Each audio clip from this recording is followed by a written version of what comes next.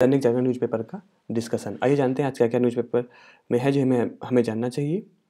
सबसे पहले है कि दाऊद से जुड़े हुए कुछ लोग थे, जैसे कि नवाब मलिक थे, वो मनी लॉन्ड्रिंग के केस में पकड़े गए हैं और अब उन पे कार्रवाई होगी। तो ये वही मनी लॉन्ड्रिंग और दाऊद इब्राहिम के जो भी करीबी हैं, उन पे छापा पड़ रहे हैं और उनके ऊपर जो भी चार्जेज़ होंगे वो अब लगाए जाएँगे। बाकी नेक्स्ट यहाँ पे आपको पता ही है कि यूक्रेन और रसिया का विवाद चल रहा है, तो यूक्रेन में घुस गई है रसियन जो आर्मी है, काफ़ी बताया जा रहा है। उसमें हम ये देख रहे हैं कि ये कुछ चीज़ें लिखी हुई हैं, कुछ इलाके हैं जैसे डोनेस्क और लुहांस्क, ये ऐसे एरिया हैं जहाँ जो यूक्रेनी एरिया हैं, बट अभी राइट नाउ जो रूसी सेना है वो वहाँ पहुँच चुकी है और रूसी सेना जो वहाँ के अंदर अलगाववादी ग्रुप संगठन था जो कि युद्ध लड़ रहा था, उनका साथ दे रही है। तो यही है, बाकी बहुत सारे देशों ने इस पर कड़ा प्रतिबंध और प्रतिरोध जताया है कि ये गलत बोल कर रहा है रसिया। यूक्रेन की में आपातकाल की स्थिति आ गई है और रूस पर बहुत सारे कड़े प्रतिबंध लगाए जा रहे हैं। तो ये होता ही जब दो देश आपस में लड़ते हैं, तो जो देश किसी देश के मतलब साथ में आते हैं, वो दूसरे देश पे इस तरीके के प्रतिबंध लगा देते हैं और मांग भी करते हैं। बाकी नेक्स्ट खबर पे है कि समान नागरिक संहिता है हमारी है, यूनिफॉर्म सिविल कोड, उसकी बात चल रही है और स्वयं जो हमारा राष्ट्रीय स्वयंसेवक संघ है उसके प्रमुख ने कहा है कि इसमें देशव्यापी बहस होनी चाहिए और हमें इस मुद्दे को सतह पर लाना चाहिए। अगली खबर है, आपको पता ही कि 10वीं और 12वीं बोर्ड परीक्षाओं के लिए एक याचिका दायर की गई थी कि उनको ऑनलाइन भी एग्ज़ाम करवाया जाए, तो उसको जो दिल्ली हाई कोर्ट है उसने मना कर दिया है। बोला है कि परीक्षाएं ऑफलाइन ही होंगी और सुप्रीम कोर्ट ने ये भी कहा है कि इस तरह की याचिकाओं से बचना चाहिए लोगों को, क्योंकि छात्रों पर इसमें थोड़ा सा भ्रम और क्या कहते हैं, भ्रम फैलता है और उनकी जो सोच होती है वो जो एग्ज़ाम पैटर्न है उसके खिलाफ थोड़ा सा डगमगा जाता है। तो इस तरीके के जो याचिकाएँ हैं उनसे लोगों को बचना चाहिए, ये खबर थी। बाकी आपको पता ही है, माल्या, नीरव और चौकसी, इन लोगों ने मिलकर बहुत बड़ा बैंक घोटाला किया है, बहुत ज़्यादा बैंकों को धोखा दिया है। तो उसमें बोला जा रहा है कि 18,000 करोड़ जो कि उनके खातों से जब्त किए गए हैं वो बैंकों को लौटा दिए गए हैं। शेष भी और जिस तरीके से बैंकों का हम आदान मतलब उनका जो हुआ है इतना बड़ा घाटा, उस धीरे-धीरे करके उसको रिकवर करने की बात की जा रही है। तो ये बोला है और केंद्र ने बोला है कि हमने इस तरीके से कर दिया है। बाकी कुछ खबरें दिल्ली राजधानी से हैं जो कि इतनी कुछ इंपॉर्टेंट नहीं जो हमारे एग्जाम्स के लिए हों, आप यहाँ पर देख सकते हैं। बाकी अगर आपको फुल्ली न्यूज़पेपर पढ़ना है तो डिस्क्रिप्शन में मैं अपने टेलीग्राम चैनल का लिंक दे दूँगा, वहाँ पे आपको मिल जाएगा।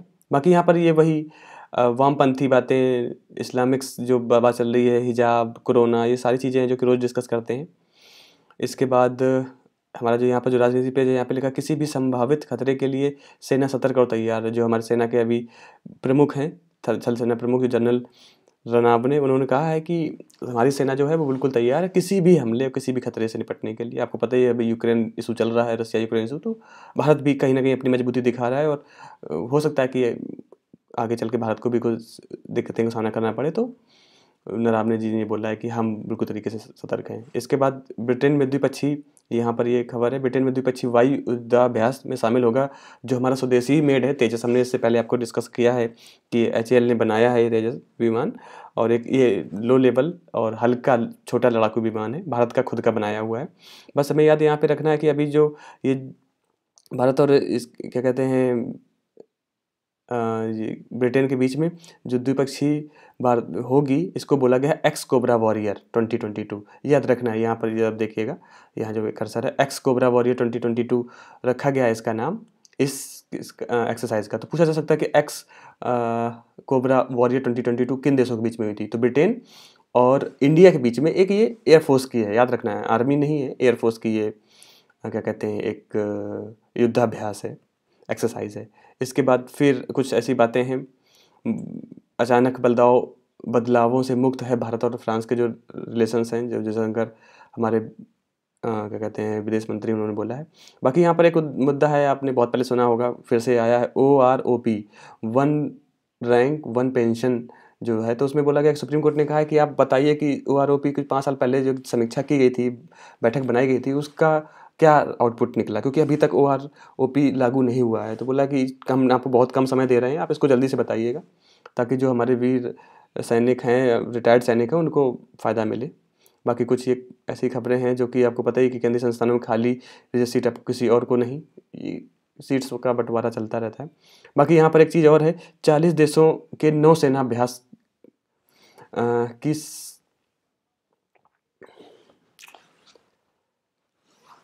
सॉरी, ये पेज वहाँ क्लिक हो गया। हाँ, तो यहाँ पर लिखा है कि यूक्रेन के मुद्दे पर अभी देखिए 40 देशों की एक नौसेना अभ्यास हो रही है। आपको पता है कि यूक्रेन के मुद्दे पर बहुत सारे तनाव बढ़ चुका है, तो भारत 40 देशों के साथ मिलकर एक अभ्यास कर रहा है, वो भी नेवल अभ्यास होगी और इस अभ्यास का नाम होगा मिलन अभ्यास। याद रखना है कि मिलन अभ्यास होगी, जो कि 40 देशों का नेवल ग्रुप आके आपस में एक्सरसाइज करता है। तो याद रखना है, कब एग्जाम से पूछा जा सकता है कि किस उसमें हुआ था और कहाँ होगा, ये भी याद रखना है। तो ये विशाखापट्टनम, इंडिया का जो कोस्टल एरिया है, विशाखापट्टनम में आयोजित होगी। तो ये खबर थी। आगे हम बात कर लेते हैं नेक्स्ट हमारी जो खबरें हैं उनकी। वही समान नागरिकता संहिता के देशव्यापी बहस संग, वो वाली बात यहाँ पे आ गई है। फिर चुनावी महासमर, आपको पता ही है कि बहुत सारी बातें होती रहती हैं। आप डिटेल में पढ़ने के लिए टेलीग्राम से इसको पढ़ सकते हैं। चुनावी महासमर ऐसा कुछ नहीं है कि कुछ ऐसा हम सीख सकें। बाकी यहाँ पर पहाड़ी राज्यों में भारी बर्फबारी हो रही है, संपर्क से कट चुका है कश्मीर।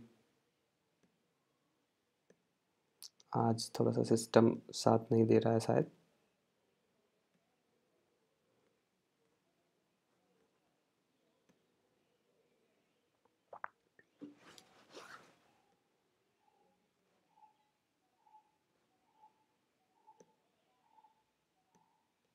चलिए, सॉरी, क्षमा चाहते हैं, आज इतना ज़्यादा सब कुछ हो रहा है। तो जो कश्मीर हमारा एरिया है वो अभी वहाँ पर बहुत सारा बर्फ़बारी गिरी हुई है। तो उस बर्फ़बारी में क्या हुआ है कि जो हमारा हाईवे है वो काफ़ी मतलब बाकी फिर वही कुछ हिजाब को लेके, फिर बजरंग दल के कार्यकर्ता की जो हत्या हुई है उसको लेके खबरें हैं, जो कि इतनी आवश्यक नहीं है। फिर वही है, कृषि निर्यात की ओर तेज़ी से बढ़ रहा है बिहार। बिहार में बहुत मतलब जो खेती किसानी है, आपको पता ही है कि भारत जो है कृषि प्रधान देश है, और बिहार और उत्तर प्रदेश, पंजाब और हरियाणा, ये जो एरिया है, ये इनकी यहाँ से पैदावार बहुत मायने रखती है। तो बिहार को भी बहुत अच्छा माना जा रहा है, और इस वर्ष का जो भी मतलब पैदावार है वो बहुत अच्छी हुई है इंटायर देश की। तो बिहार भी उसमें से आगे है। बाकी बात कर लेते हैं बिजनेस की। तो बिजनेस में आज हम बात कर लेते हैं वही जो हमारी 2-4-5 चीज़ें होती हैं। सोना 50,000 रुपये का है, चांदी 63,900 रुपये का, और क्रूड ऑयल जो है वो 74.59 पैसे का है। यहाँ पे पीएफ में देरी पर कर्मचारियों के नुकसान की भरपाई करेगा कंपनी, सुप्रीम कोर्ट ने कहा। अभी देखिए, पीएफ क्या होता है कि जो एम्प्लॉयज़ होते हैं, वो अगर गवर्नमेंट हो या प्राइवेट हो, उनका क्या होता है कि एक पीएफ जो प्रोविडेंट फंड होता है, वो उस पर उनका कुछ पैसा जमा होता है।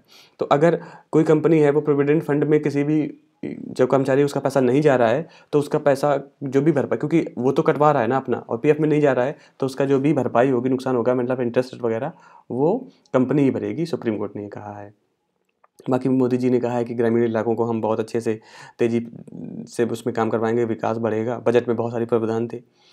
इसके बाद क्रिप्टो करेंसी, आपको पता ही क्रिप्टो करेंसी बहुत ज़्यादा वोलेटाइल इन नेचर होती है। तो बोला गया है कि जो क्रिप्टो करेंसी में भ्रामक विज्ञापन है उन पे नकेल कसी जाए, क्योंकि देखा जाता है कि क्रिप्टो करेंसी कैसे होते हैं ना कि आज लिया और कल करोड़पति बन गए। तो इस तरीके से जो भ्रामक विज्ञापन से उन पर रोक लगेगी, और ताकि लोगों को ज़्यादा खतरा ना हो और वो अपनी जो मेहनती कमाई है वो इस तरीके से जाया ना जाने दें। इसके बाद आतंकी का होता रहता है, आतंकियों का। बारामूला में हमारे जवानों ने 2 आतंकियों को दबोचा है। बाकी देखते हैं कि उनसे क्या-क्या जानकारियाँ मिलती हैं। फिर वही कोरोना केसेज़ और कुछ दवा। बात कर लेते हैं विचार में। तो विचार में पहले ही बात कर चुके हैं, भारत की समस्या बढ़ाने वाला है यूक्रेन संकट। ऑब्वियसली पूरे देश की ही, तो अपने देश की तो छोड़ दीजिए, पूरे विश्व की संकट बढ़ाने वाला है। यहाँ पर एक कोट लिखा है, ईमानदारी के पथ पर चलने से मन सदैव प्रसन्न रहता है। तो कृपया कीजिए कि अब हम अपनी ईमानदारी से चलें और रॉबिन हुड टाइप बन की बातें ना सोचें। बाकी वही है, क्रिप्टो की राह पर चलना संभल कर। बोला जा रहा है कि जो क्रिप्टो करेंसी का आपका डिजिटलीकरण हो रहा है, आगे आने वाले समय में भारत सरकार इसको मान्यता भी दे देगी। तो आप थोड़ा सा संभल के चलिए, क्योंकि कुछ नहीं पता है कि हमारा पैसा कहाँ जा रहा है। तो अपने पैसे का वैल्यू कीजिए और उसको ऐसी जगह लगाइए जो आपको अच्छा रिटर्न दे। बाकी आपको पता ही है कि हमारा जो कॉन्स्टिट्यूशन होता है उसके शेड्यूल 8 में जो हमारा है उसमें भोजपुरी भाषा नहीं है। तो उसको बोला जा रहा है कि अब भोजपुरी भाषा को भी उसमें सम्मिलित किया जाए। तो काफ़ी लोग उसकी बात कर रहे हैं और उसको लेके आगे बढ़ रहे हैं। देखते हैं क्या होता है। फिर गहलोत सरकार, जो राजस्थान में मुख्यमंत्री हैं अशोक गहलोत, उन्होंने बोला है कि हम जो पेंशन योजना ख़त्म कर दी थी 2004 जनवरी से, जिन लोगों को नहीं मिला था, नियुक्त हुए थे कर्मचारियों को, उनको पेंशन की व्यवस्था नहीं थी, हम वो पुनर्लागू कर रहे हैं। तो एक बहुत बड़ा स्टेप है, और देखते हैं ये क्या होगा। बोला कि नई पुरानी योजना में अंतर है, थोड़ा सा दिया जाएगा कि किस हिसाब से कितने % का कर्मचारी को पेंशन दी जाएगी, बट पेंशन देना शुरू कर दिया है। तो एक बहुत बड़ा स्टेप है इस राजस्थान मुख्यमंत्री अशोक गहलोत जी का।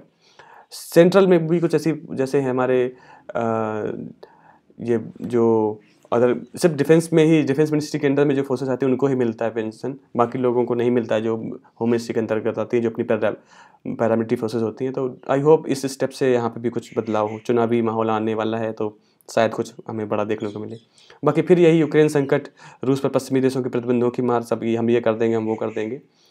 इन चीज़ों से अब क्या होगा कि हथियारों की भी खरीद की जो होड़ है वो बढ़ गई है, और लोग अब देश अपने हथियार खरीदने के लिए जाएंगे, चीज़ें महंगी होंगी, क्रूड ऑयल महंगा होगा। प्रतिबंधों का भारत के सैन्य सहयोग का कोई असर नहीं होगा, रूस ने कहा है। आपको जैसे पता ही कि S-4 करके भारत एंटी मिसाइल सिस्टम ले रहा है रसिया से, तो उसकी बात हो रही है कि आप चिंता मत कीजिए, हमारा जो S-400 सिस्टम है उसको हम बेच के ही रहेंगे, और हमारे बीच में जो इस तरीके के सैन्य संबंध है उससे कोई दिक्कत नहीं होगी। बाकी फिर वही बातें कि बड़ी सुरक्षा इधर ये थोड़ा सा इम्पोर्टेंट हो जाता है कि बड़े सुरक्षा संकट का सामना कर रही है दुनिया। गुटरेस ने कहा है, गुटरेस क्या है कि जो हमारा UN होता है ना, उसके महासचिव हैं एंटोनियो गुटरेस। इन्होंने यूक्रेन सीमा पर जिस तरीके से रसिया का इस तरीके से स्टेप है उसकी काफ़ी आलोचना की, और कहा है कि इन दिनों जो हमारा वैश्विक स्तर है उसमें शांति की ज़रूरत है, और इस तरीके के जो एक्ट्स होंगे वो हमारे विश्व की शांति को भंग कर देंगे, जो कि हमारे विश्व की जो भी समुदाय के लोग हैं, फ्रेटर्निटी है, भाईचारा है, उसके लिए बहुत ही घातक हो सकता है। तो उन्होंने बोला है, अब क्या ही कर सकते हैं जब दो देश आपस में लड़ रहे हैं। इसके बाद बाकी यहाँ पे खेल जगत की कुछ बातें हैं, तो खेल जगत में कुछ ऐसा था नहीं जिसके बारे में बात करें। यहाँ पर एक है कि बिल गेट्स ने विश्व भर में टीके पहुँचाने पर भारतीय निर्माताओं को सराहा। आपको पता है कि बिल गेट्स एक ऐसे उद्योगपति हैं जो कि विश्व भर के लोगों के जीवन रक्षक बातों का, और बहुत सारे NGO चलाते हैं कि लोगों को, जो दुखी लोग हैं या गरीब लोग हैं, उनके लिए बहुत कुछ करते हैं। तो उन्होंने बोला है कि भारत की जो कंपनियां हैं, निर्माता हैं, उन्होंने टीके, जो कोविड टीके हैं, वो पूरे विश्व में पहुंचाए हैं बहुत जगह। तो वो उनकी सराहना कर रहे हैं। बहुत अच्छी बात है कि हमारी भारतीय कंपनियाँ इतने बड़े लीडर से, जो कि बहुत दिल के अच्छे हैं, वो मतलब अप्रिसिएट कर रहे हैं। बाकी इधर कुछ सौर ऊर्जा से चमके की बातें, टेक्नोलॉजी से रिलेटेड ये बातें हैं। एग्जाम्स के हिसाब से देखा जाए तो कुछ नहीं है, बाकी वही है कि अगर टेक्नोलॉजी 5G आएगी तो क्या होगा। तो ये कुछ चीज़ें हैं। आपको पता ही कि आजकल रोड एक्सीडेंट बहुत ज़्यादा हो रहे हैं, तो आजकल गाड़ियों में बहुत ज़्यादा ऐसे फीचर्स दिए जा रहे हैं जिससे कि ड्राइविंग करना एंड सेफ मोड पे ड्राइविंग करना बहुत मतलब आसान हो जाए। बाकी आजकल में बात कर लेते हैं तो आज के दिन ही मतलब 24 फरवरी 1938 को अभी आजकल हम जो ब्रश करते हैं ना, टूथब्रश, जो नायलॉन के जो रेसेस होते हैं उससे बना था। तो इससे बहुत क्रांतिकारी परिवर्तन आ गया था, और बहुत ज़्यादा मतलब बिक्री शुरू हो गई थी।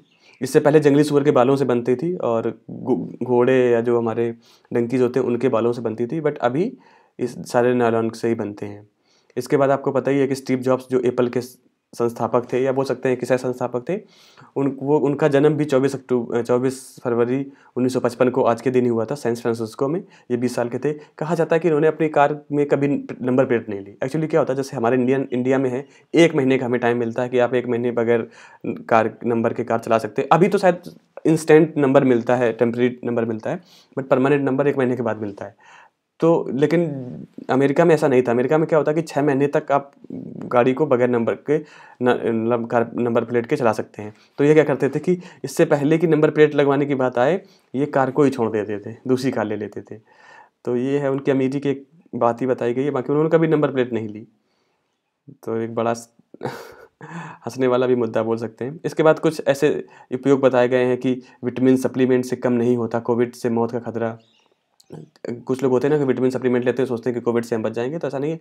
बाकी एक चीज़ और बताते हैं कि विटामिन जो होती हैं वो हमारे शरीर के अंदर जो होती हैं वो पोषक तत्वों को पूरा करती हैं, बट वो ऊर्जा नहीं देती। कभी कभी क्वेश्चन आ जाता है कि विटामिन से हमें क्या मिलता है, तो विटामिन से हमें ऊर्जा नहीं मिलती। अगर हम विटामिन खा रहे हैं, विटामिन से जो सप्लीमेंट्स वो खा रहे हैं, उससे हमें ताकत नहीं मिलेगी, ऊर्जा नहीं मिलेगी।